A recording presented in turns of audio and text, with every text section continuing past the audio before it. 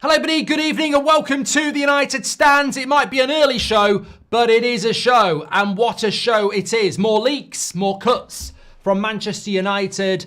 The torment goes on and on and on. And yeah, I mean, look, nothing ever surprises me when it comes to Manchester United, but we're hearing from Mike Keegan of the Daily Mail, who's been very good on reporting around the financial situation at Manchester United, the takeover.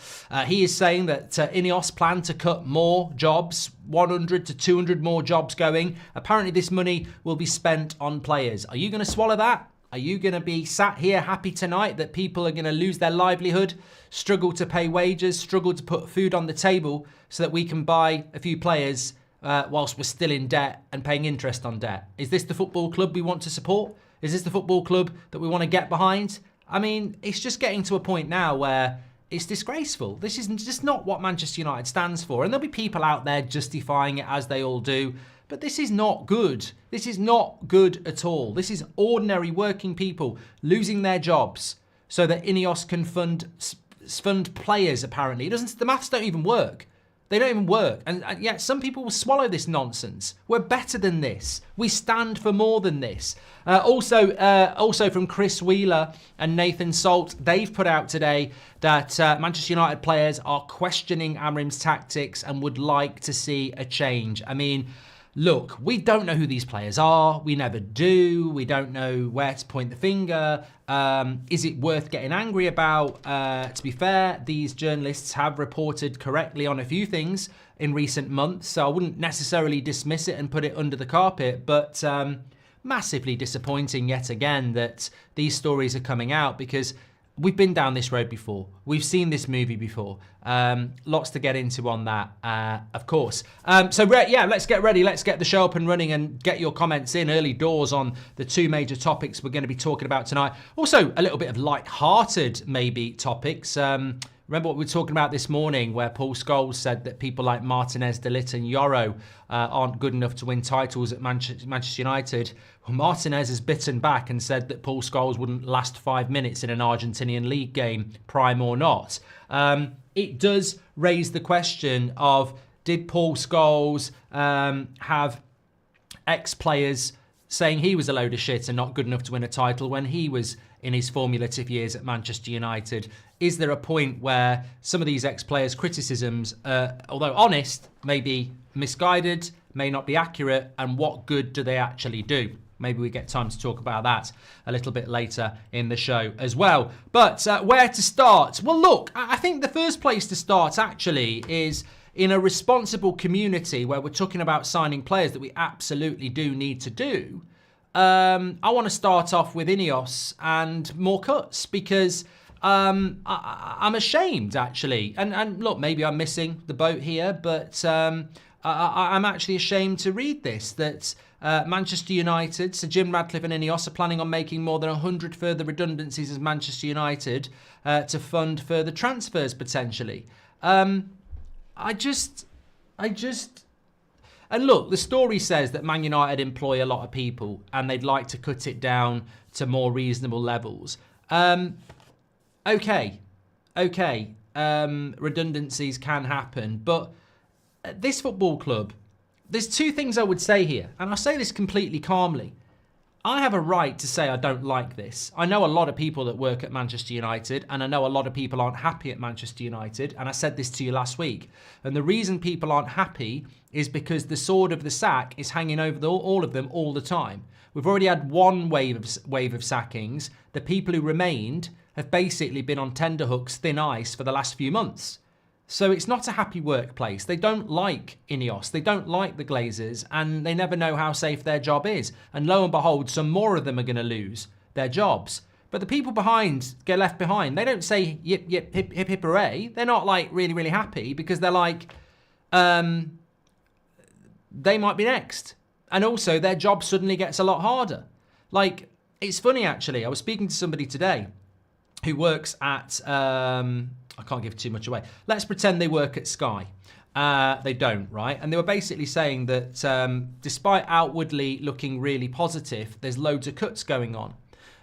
So much so that you go in the canteen and they fill up the canteen with milk and drink every morning, but it's always dirty since Christmas because they've just sacked half of the cleaning staff. So everywhere around the office that used to be clean and everything isn't as clean because the people left behind are having to do double the work. This is what happens when people lose their job. They were doing a job. So you sack them, and then somebody else who's left behind has to do their job as well. So you create a really uncertain and unhappy workforce, which is what Man United have at the moment. There is the people who get behind, all right, they get to keep their job, but they end up doing more work in an environment where they don't feel safe anyway. So the environment around Manchester United, as much as INEOS might go, yeah, we're making cost cuttings and this is great, I don't know why any Man United fan would be going, good, this is what needs to happen in business. Last time I checked, we weren't supporting the stock market, we were supporting Manchester United Football Club. And I'm not going to sit here and celebrate that people are losing their job, because I know a lot of those people will be reliant on that wage. And that's going to cause those people who have been good servants to this football club and care about it, they're going to be, potentially out of work, not earning money. And it's disgusting. And to say that this is going to raise money for the football club, can I just say, if the average wage at Manchester United is £40,000 a year, and we sack 100 people, what is that? In monetary value, that's about £4 million. What are we going to buy with £4 million a year? And if we sack 200 people, that's £8 million. What are we going to buy with £8 million a year? It doesn't even add up. We're paying 30, 40, 50 million pounds a year in debt interest payments that don't even get rid of the debt. The debt is 700 million pounds. We pay 30, 40, 50 million pounds a year on interest on that debt. The debt never comes down. We're just literally throwing 30, 40 million pounds away. But we're sacking people to raise 4 or 5 million a year. It doesn't even work. But you throw it out there. We need to put these people out of work. We need to screw these hard-working people, ordinary people. We need to screw these people over so that we can buy a player which will work out at about £4 million a year. It's just baffling. It's absolutely baffling. It's like cutting the money to the charity for ex-players, which is 40 grand a year. Oh, are we going to buy Mbappe with that? It doesn't even make sense, and people swallow it, and it's absolute nonsense. What are you going to do with £4 million a year? What does that even buy you? It doesn't buy you anything.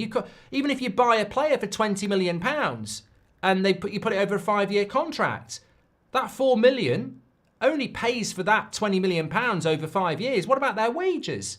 It's absolutely, it's disgusting. And then you look at people like Luke Shaw earning 180 grand a week. You look at Mason Mount, 250 grand a week. We're still going to be paying them wages for years and years. So how's about I spin it this way? We're sacking people so we can pay Luke Shaw to sit on his arse for 2 years. We can all spin it a different way. I think it's disgusting. I think it's absolutely disgusting. And when we were talking about INEOS or Qatar or the Glazers staying or the Glazers going, I certainly would not have been signing up for, yeah, I really like the idea of INEOS. I love the fact that we're going to raise ticket prices, stop paying money to important charities and sack hundreds of people. I really am signing, because you know what? I really would love to just go and buy some hipster player from the Portuguese league. I know this is football, but the origins of this football club is it's a working class football club. Working class football club. And the world might be changing, but we are still Manchester United. I think this is disgusting. I think it's absolutely disgusting. And they obviously just don't care. They really don't care, do they? They've got their idea on how they're going to make Manchester United successful. And they obviously think, cut. Austerity.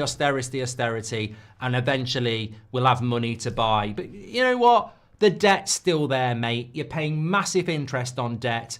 I mean, we've all been there. You buy something on credit, you get your credit card bill, and you pay the minimum every month. You never reduce what you owe. You're paying interest to the credit card company. This is what Man United are doing. Tens of millions of pounds every single year going to American banks and whatever we're paying, whoever we borrowed the bloody money off, and we're only paying off the interest. It's absolutely disgusting, and we're sacking ordinary people. And if this is putting the Manchester back into Manchester United, well, I tell you what we are putting back into Manchester are a lot of unemployed people, because most of these people will live in Manchester. It's disgusting. And for a city that, you know, similarly to Liverpool, values its people and its culture, there are people losing their job because of this ownership. And I just think, you know what?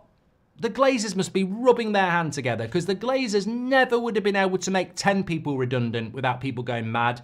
But you bring local lad Sir Jim Ratcliffe in with his British passport and he can sack who he likes and nobody will do anything about it. It's all a bloody smokescreen. I bet the Glazers were rubbing their hands together when Sir Jim Ratcliffe says I'll take 25%, because they went, yes, we can do all the horrible things we never could have done now because you're local lad Sir Jim and everybody will buy it. And it makes me absolutely sick, to be honest with you. It doesn't stand right at all. And look, you know what? I respect the fact that some of you will go, well, I don't really care. I want new players and I don't really mind if we sack people to get there. Ruthless, business, whatever. To me, this is not what Manchester United should be about. And yet again, it's leaked through a newspaper because the club hasn't got the balls to communicate with its fans and explain it and take questions, have they? Because it's not our football club. It's not our football club. It's the Glazers football club with a little help from their friend Jim.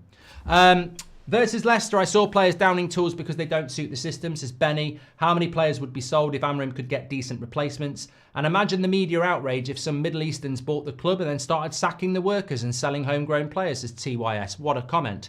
Watched United film and angry at current team, says Michael. Emily Derry says, my friend and I were at the Leicester game on Friday and there was a delay in opening the car parks. The reason given, we're short-staffed and then it's absolute chaos getting out, says Emily Derry.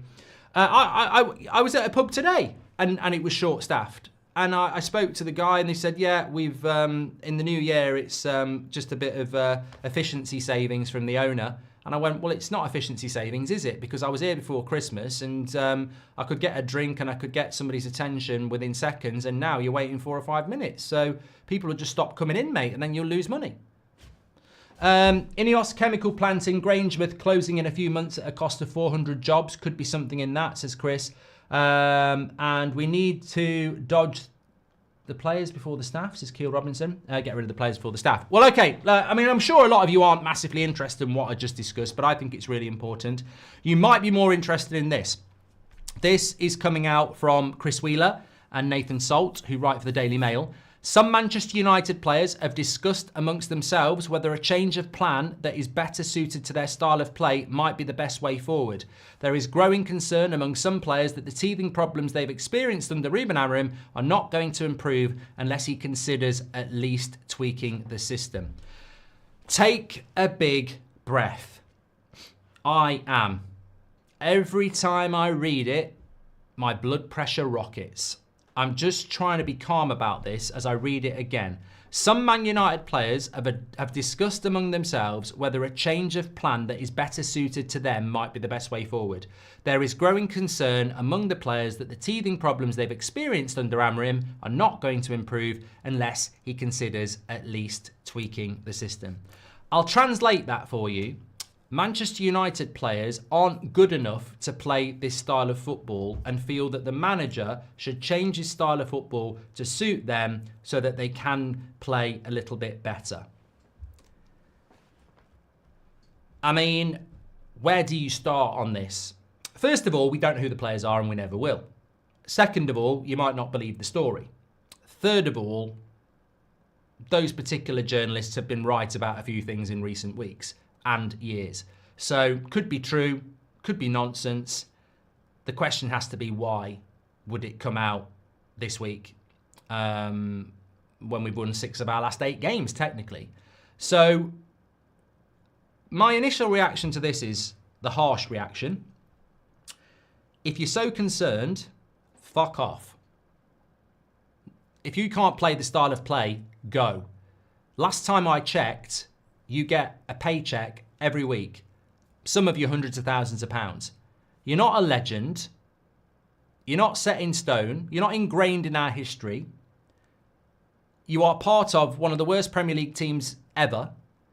You started the season with one manager, got him sacked, and now you want another manager, his replacement, to change to a system that you got another manager sacked with. The hypocrisy of this story is laughable. So I choose to laugh at it because it's absolutely hilarious. 2 years ago, under Ralph Rangnick and Ole Gunnar Solskjaer, we played a 4-3-3 and got our lowest ever points total. This season, we started with a 4-3-3 and we sacked a manager because we were shit. New manager comes in with a new idea and players apparently think we should go back to old system because they can't play the new system. There is a very easy theory here. The players aren't good enough. The solution is remove players, bring in players that play Amorim's system. And the funny thing is, we were talking about this when we got him and the importance of the January transfer window. Until said manager gets said players to play said system, we will struggle. Worst solution is new manager comes in, needs new players to play his system, but changes system to utilise players that sacked the previous manager under changed system. This doesn't work. It doesn't make any sense. It's just completely laughable. And obviously it would be great to know who the players are, but we don't know who the players are.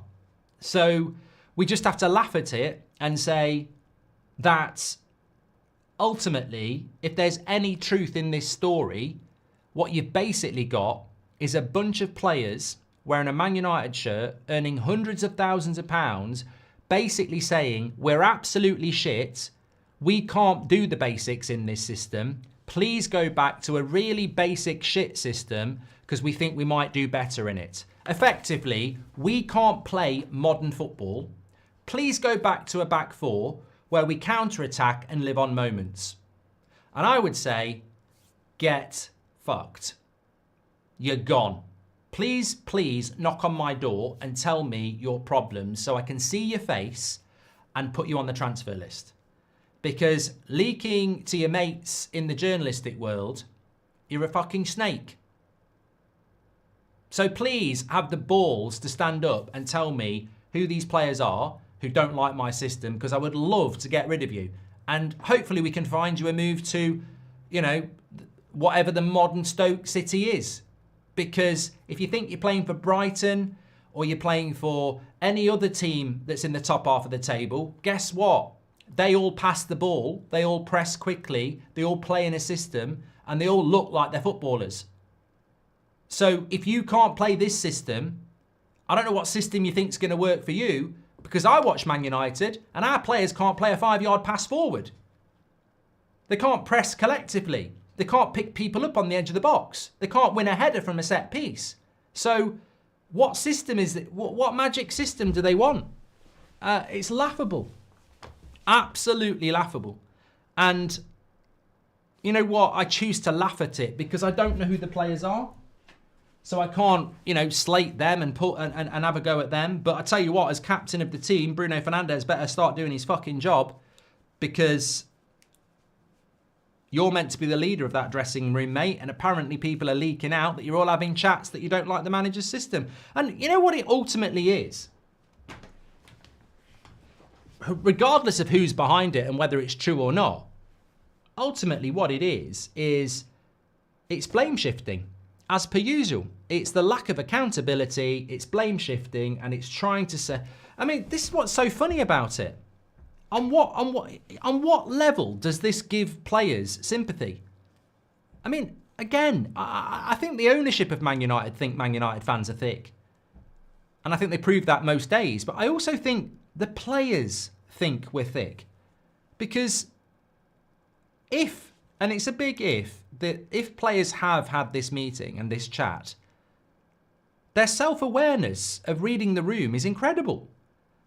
Yeah, we're not, can we get it out there to the Daily Mail and the Manchester Evening News and everybody else? We're actually not happy with this system. We've heard Robbie Savage saying we should go back to a back four, and Yeah, we're sort of feeling the same. You know, we'd like to go back to a back four because it's just not working out, is it? This 3-4-3 is not working out at all. And I'd love to be sat in the room with them and go, yeah, let it all out. You're safe here. Let it all out. So you're not happy with the system? No, we're not. This is why we're playing badly. Okay, yeah. Anything else? Yeah. Also, pay rise would be nice. And, you know, it's getting a bit dark later in the day, so we'd like to finish training early. Anything else? Anything else we can do? Run a bath? Give you an extra day off? Oh, I love it. Absolutely love it. But the main message is, me and the lads have had a chat, and this modern hipster stuff that Amorim's doing in this 3-4-3, it's just overcomplicated. You know, we just, you know, we don't like it, and that's why we're playing badly, because this system's just weird, and we don't like it. Okay, can I have my say now? Yeah. Now that you've listened, yeah. Okay, right. Correct me if I'm wrong. That none of you were bought by Amorim. No. We've been here before, and some of you've sacked 2 or 3 managers, haven't you? Yeah. And now you're trying to sack another one. Well, no, we just don't like the system. Yeah. Did the manager pick you? What do you mean? Did the manager take this job and go, you lot are definitely going to be the players that can play his system? Well, I don't know that. Yeah. He's not had any signings, lads. You're literally playing for your future. And I'll tell you now, you're not safe. You're not safe. Do you really think it's a good idea to start moaning at the manager, who's already got rid of Anthony, Rashford and Casemiro, basically? You think it's a good idea to start moaning about his system? None of you are his players. What gives you the right to start talking about systems? For all you know, you could be gone in the summer. Also, point 2, what system is it you want to go back to? Because I presume it's a back four. Because if you tell me it's something else, I'm going to lose my shit. Because you can't play a 3-4-3, so don't start talking to me about, you know, 2-4-2s or anything like that. You want to go back to a back four. Is this the same back four that 2 years ago you got our lowest ever Premier League points total with? And is this the same back four that you started the season shit with and got Ten Hag sacked with? Oh, it is. Okay, get out of my office. Stop wasting my time. Get on that training pitch. And I tell you what I would advise you to do, lads. Stop thinking. Because whatever's going on between here is not what we pay you for. Because you've got shit for brains.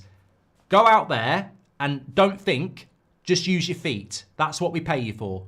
If I wanted you to think, I'd get you a job on Question Time. You're here to play football. And it might not be for very long based on what you've just told me now. So get on that pitch. Start playing football. Start training football. And if you don't like it, get onto your agent and you can fuck off in the summer. And also, you might be fucking off in the summer anyway. If I wanted opinions on tactics from players, I'd have given Wayne Rooney the job. I don't want your opinions on tactics. Amorim's in charge, not you. Fuck off. But it's true, isn't it? Couldn't give a shit. You know what? I'd rather read in the Daily Mail that the canteen staff aren't happy with Amorim's tactics. Because what difference does it make what the players think? You're not the coach, lads. Player FC's over. You're not in charge of tactics. I don't care whether you like it or not. If you don't like it, there's something called a transfer request. I get, you must get so bored of it. I get so bored of having to talk about the tactics. Ruben Amorim, from the origins of his career, through Braga to Sporting, played a 3-4-3. The 3-4-3 in-game sometimes adapts into a 4-3-3. Sometimes it adapts into a 5-2-2-2, 2-2-1. It's an adaptable system. But it is never, ever been starting the game off and let's play a 4-3-3. Why would Man United employ a manager who has a distinctive style of play, a modern style of play, not give him any players, and then after 2 months go, yeah, Ruben, we know we employed you to play this style of football and we said we were going to get you players. We've actually decided, could you just try and copy Ten Hag a little bit? Because it'll make the players feel a bit happier. Yeah, I know you want to sell most of them, but can you just try it for us? It's hilarious. It's absolutely hilarious. And I think we should laugh at it. I don't think we should get angry about it. Because we don't know who the players are. And it might be one player. It might be 10 players. We don't know. But 1 minute. We should laugh at it.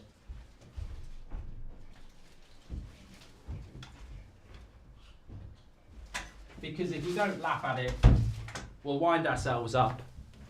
And ultimately,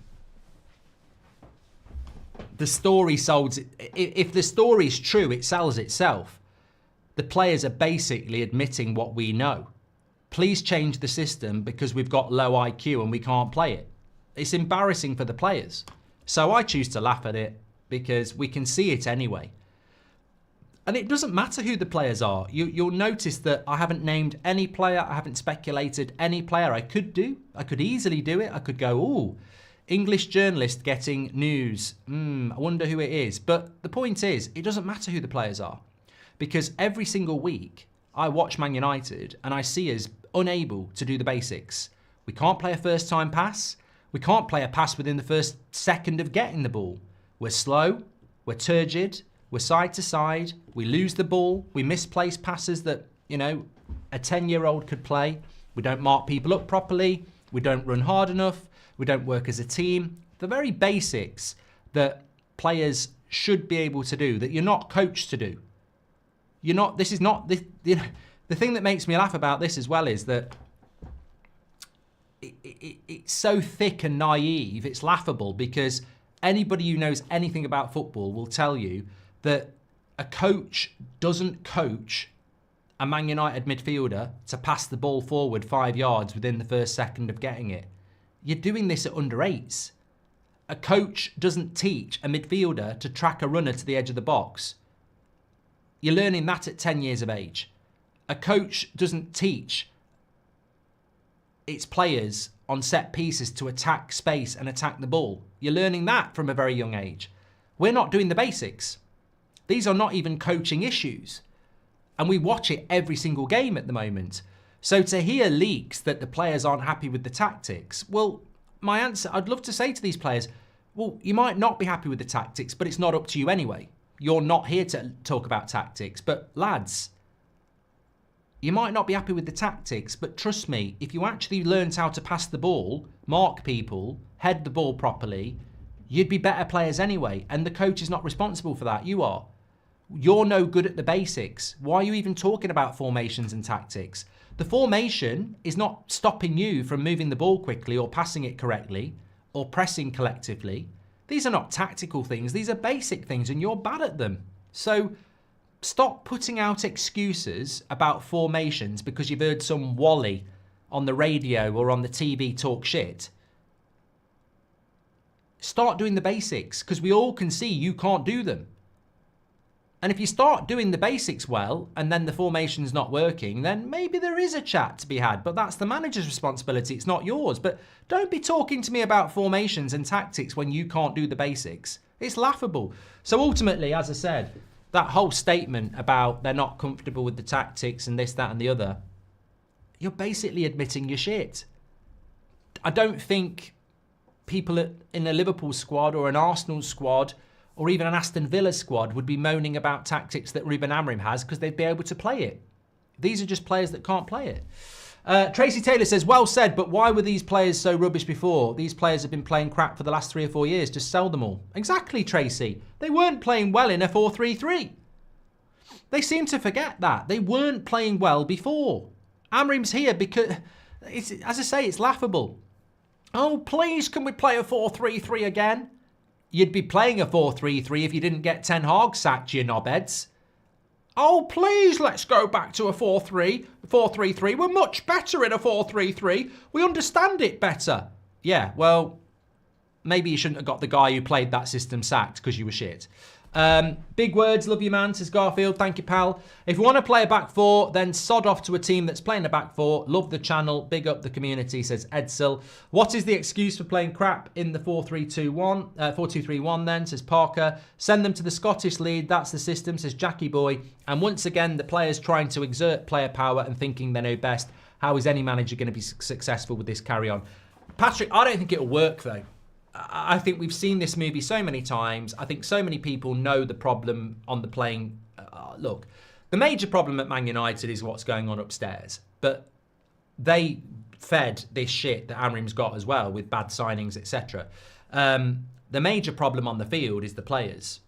It's not the coach, it's not the tactics. So I don't think there's any United fan that's going to be sat there tonight going, yeah, I agree with the players. I think those days are gone.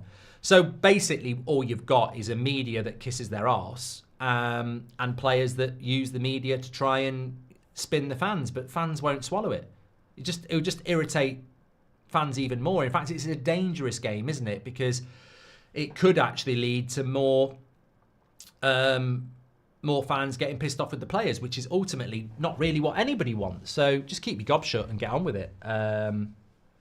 Look, as I said, if I was Bruno Fernandes, I'd be demanding an interview tomorrow saying this is a load of shit, because that's the best way to deal with it. I'm convinced that Cath would have even got the sack, says Thomas Hopley. Imagine cooks asking their boss to change his pizza business to a burger place because they can't stand the recipe. Entitled spoilt little brats, says Mario Franco. And LMP says journalists putting this stuff from the players out are the real problem. Every manager has players that can't play a system. They get moved on later because they can't do it. It's no big deal, says LMP. And Paul Woolley says, sell those players. I agree with you, Mark, on the first point. You made INEOS are destroying our club and legacy on this day that Dennis Law had his funeral. Yeah, I mean, look, obviously I saw Ricky in the picture at the funeral. Lots of legends at the funeral for an absolute legend of this football club. Is it bad timing? It's horrific timing. But does it surprise you that we're sacking people and that's coming out on the day where, you know, a legend is laid to rest? To be a fly on the wall when Amorim gets hold of these players, those players clearly didn't learn from the Rashford saga or aren't able to, says Emily Derry. Mate, the first thing I would do if I was Ruben Amorim at training tomorrow is I'd say, lads, I'm in charge here. Who's got a problem? Is anything in this article true? Because if you're proper players and you care about this team and you don't and anything in there is true, now is your time to say it.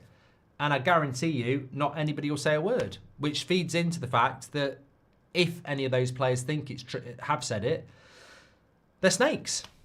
Because you should go to the manager and say it and see what happens. Leaking to the press is cowardly. It should stay in-house. Go and speak to the manager about it, and the manager will probably tell you to shut up. But leaking to the press, those days should be gone. Dan V says, had to watch my favourite rugby union team fall into obscurity a couple of years ago. Don't think I can see that again with my favourite football team. All this recent INEOS stuff is dire.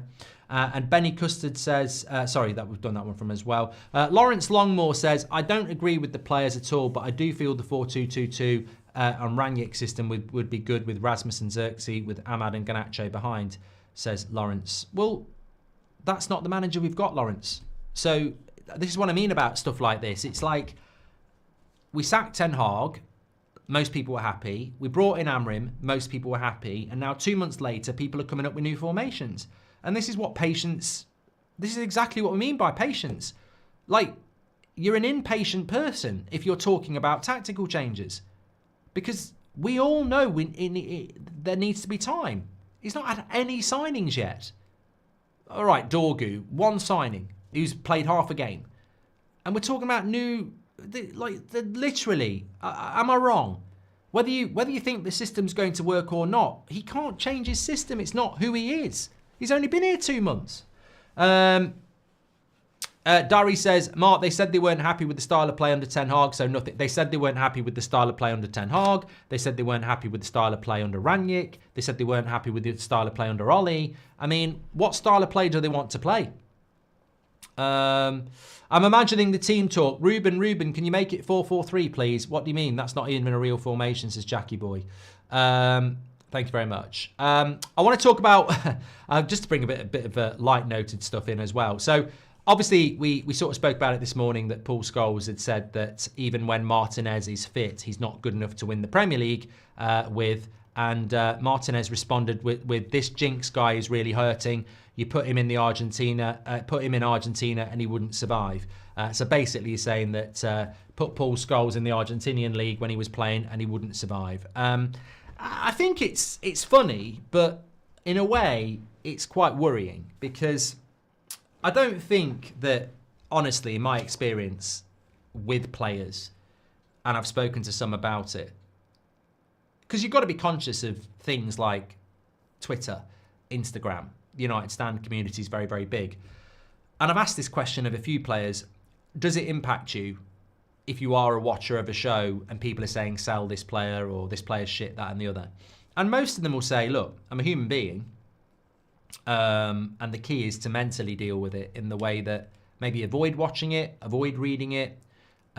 Or if you do catch it, remember that there'll be a lot of people who are saying positive things. So don't let negativity dilute you. Ultimately, you're in control of your destiny and only you can get better. And there are players that have that mentality. But I think when it comes from an ex-player, there is... I spoke to Ben Foster about this before as well. And I remember speaking to Paul Ince about it as well. In the ex-player community, you don't expect it. Because fans are, obsessive, passionate. And look, let's be honest, we can change our opinions depending on a result or a performance. So I think players can deal with fan opinion easier than they can with ex-players, especially when it's ex-players of the club you're playing for, because there is respect for those players and what they've done. And then when they say something, there's almost like an unwritten rule that we are part of the same community in the sense that you know what it's like to be a player.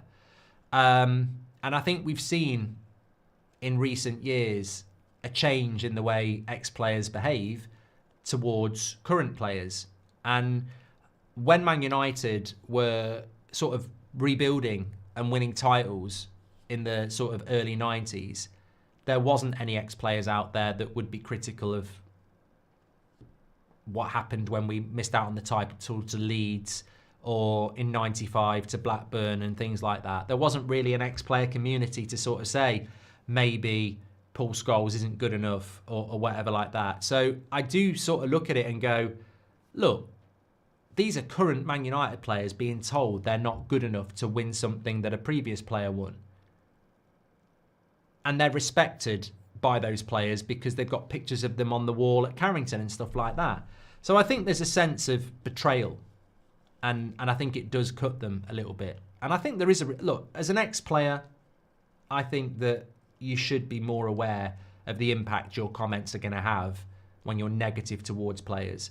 And also, I think there is a sense of being pissed off because 99% of the time, if you've got a foreign passport, it's going to be open season from the ex-players. And if you've got a British passport, you're going to get an easier ride. So I do sense that Martinez's reaction, you can understand it, but it's not a good look, is it? An ex-legend of the club basically having a social media spat with a current injured player who's not going to play for a year. But I suppose that's the world we live in now. It's a different world, isn't it? And these ex-players have got to make bread, so they operate in the world that we operate now in, and they come out with takes like that, which I don't think it helps Manchester United. I really don't. But freedom of speech, I suppose.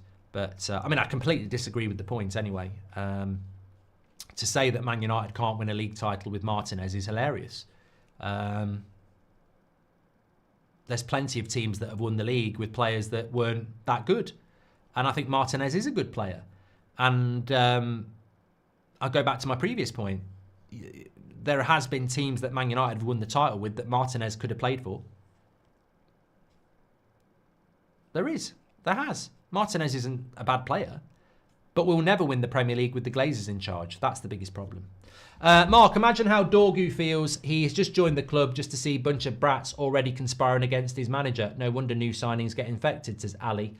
Nathan Thomas says, sorry, Mark, I don't trust anything if it doesn't come from the United Stand anymore. I heard we are linked with the Bilbao sporting director. Please give your take or squash this story for me, says Nathan. Well, you don't have to... Mate, I think we're here to discuss the news and pragmatically break it down. What I would say is, as with any leak, where is it from? You don't have to believe it. You can believe it. We've had these stories before, But the point is, whether you believe it or not, whether it's true or not, it's laughable because it's crap players asking a new manager who we want to change their system for them because they're crap. That's basically the story, isn't it? Which I think is funny. As for the Bilbao director, the last I heard is I don't think we're going to bring in another sporting director. I think it was cost-cutting to get rid of Dan Ashworth. So, yeah, I mean, look, I don't see that. Sulai says, we're 13th. Basically, Scholes is right. Oh, I completely disagree. So, we're 13th because Martinez isn't good enough to win a Premier League title. Yeah, I mean, that's probably the shittest take I've ever heard. What's that got to do with we can't win a Premier League title without... I mean, that just feeds into what I'm saying. We're 13th because the ownership's shit. We've got a new manager now who, with a new system, who's not had any players yet. And we're rebuilding yet again because the ownership is shit. It's got nothing to do with whether we can win the title. I'll tell you who we can win the title with, because he's already won 3 fucking titles. De Ligt's won the title with Ajax, Juventus and Bayern Munich. We can definitely win a title. We can definitely win a title with De Ligt. 100%. If the team was good enough to win a title, he could play in a team that's going to win the title. This never would have happened with Sir Alex. Fed up with constant manager sackings. We need to give Amorim players and time, says Nick. And I don't agree with the players at all, says Lawrence. I've done that one as well.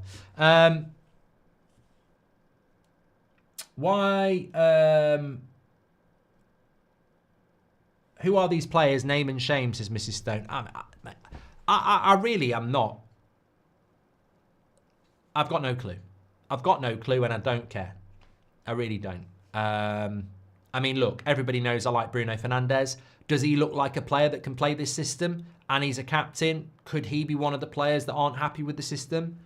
He could be, but Bruno's one of those players that I like. And I think he's always put his body on the line for the team. He always gives 100%. That's what I mean about speculating. There's absolutely no point. And I don't imagine Bruno Fernandes as a Portuguese player would be on, WhatsApp groups with the Daily Mail. So again, it's like there's no point speculating who the players are because that just gives unfair grief because what people will do is they'll start saying it's the player they don't like. Well, imagine it's the player you do like. Imagine it's a group of players. Imagine it's not even coming from a player. It's coming from a scout, a coach. This is what I mean. I would just say, whether it's true or not, and we can't dispute either way, it's laughable. Just stay on target. We've got a new manager with a new system, and these players can't play the system. Slow Sports News. Whether the players are happy with the system or not, I already knew this. I already knew these players can't play the system because I've seen it, because they're not good enough. The IQ of that team collectively is too low.